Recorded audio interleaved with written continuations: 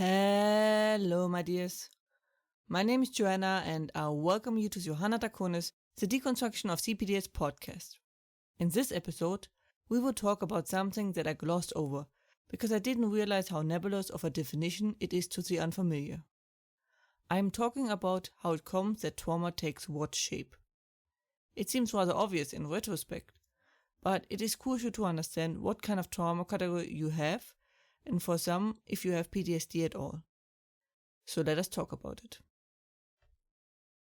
Of course, the shape we are talking about is a metaphor to help you visualize that hidden illness, similar to a drawing of something.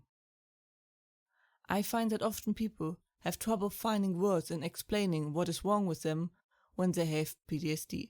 Nothing seems accurate, and most don't even think for a moment they have PTSD, because the typical or known things are usually significantly different from what they have. For example, what is a trauma?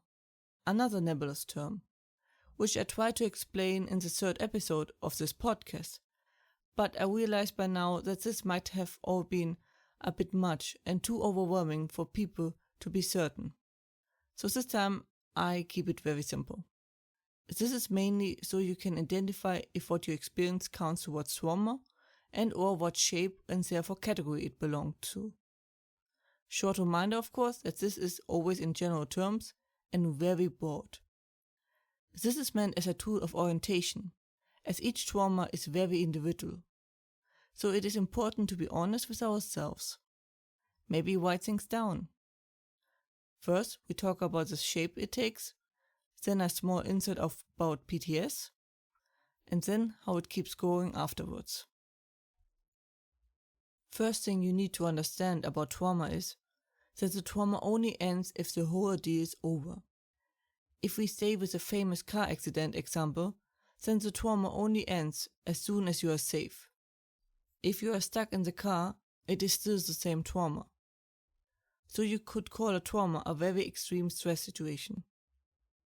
And this stress situation is something our brain can't overcome as anything before, and therefore we get PTSD.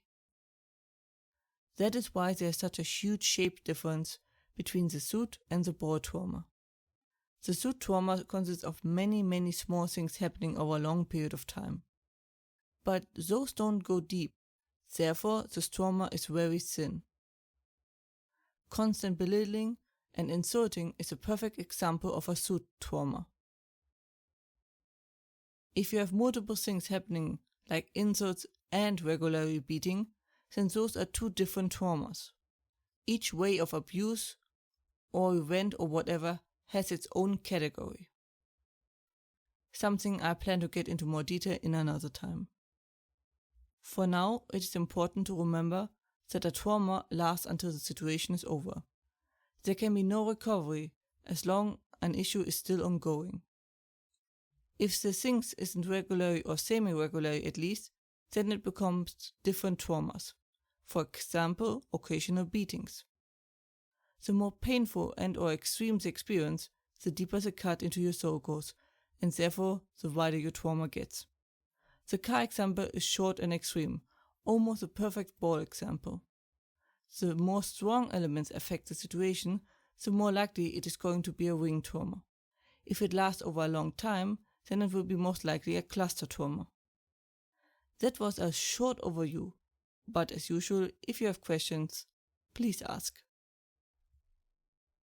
Which leads to our short insert about PTS, the post-torture syndrome, and its significantly different nature. As mentioned before, the more severe your experience is, the deeper it cuts into your soul and the wider your trauma is. Now torture takes this to a whole new level. While the damage to your soul is not the goal of the abuse you suffer, it is either a nice side effect or irrelevant or the like to the abuser. With torture, that is the aim and the main goal. While doing abuse, the goal is to hurt you and risk you taking psychological damage, it is the exact other way around for torture. It is to maximize the damage on the soul, to break the person or leave them as much culprit as possible. Which is why I keep it separate and why PTS is a whole league on its own. With that out of the way, that leads us to the final point, the growth that happens afterwards. It is similar to a regular wound. If you ignore it and don't treat it, it will most likely get more and more worse. With each time it getting triggered, activated, relived in a similar situation, and so on, the pile gets bigger and the trauma grows. And there's no limit how far it will grow, and it might even turn into a higher category. It additionally keeps blocking more and more of who you are. Also, often having PTSD, even hidden, leads to unwise decisions that make a new trauma more likely. It is an absolute vicious circle that keeps escalating hard. That is why it is so important to treat the trauma as soon as you can, and not only after PTSD brought you to the brink of your existence. Which I know is hard, and the few will do. Which included me in the past. That was it for today's episode. I hope you found it helpful. Hope you are safe and well. And, as always, if you have any questions or feedback and the like, please let me know at contactme@johannatakonis.com. More information and transcript you can find as usually under johannatakonis.com/podcast. Information regarding therapy you can find under johannatakonis.com/therapy, and links are in the description. I hope to see you next time. Watch yourself and have a wonderful time.